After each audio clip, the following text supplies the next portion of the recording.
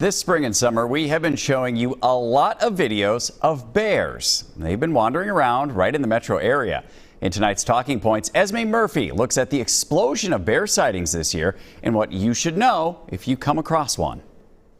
The video our viewers have been sending us is startling. Week after week, there is new evidence that more bears are coming closer to the metro. The DNR has a map of bear sightings. You can see the DNR is tracking bears in the western and southern parts of the state, and not the northeastern part of Minnesota. The DNR tells us that is because northeastern area is bear territory, and for decades has been considered the bear's natural habitat. The southern and western areas of Minnesota, however, are not traditional bear country. The DNR says the number of bears isn't growing statewide. It's just that they are showing up further west and south.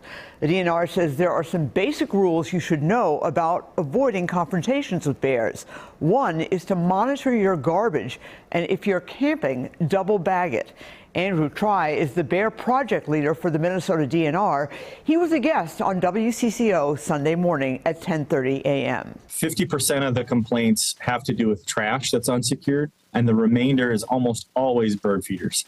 That's usually the first question people ask is, how long has your bird feeder been up? And so ideally, you would want to not feed birds from Easter to Thanksgiving. Obviously, bird lovers are not going to like to hear that. The DNR also asks if you see a bear, please report it to them.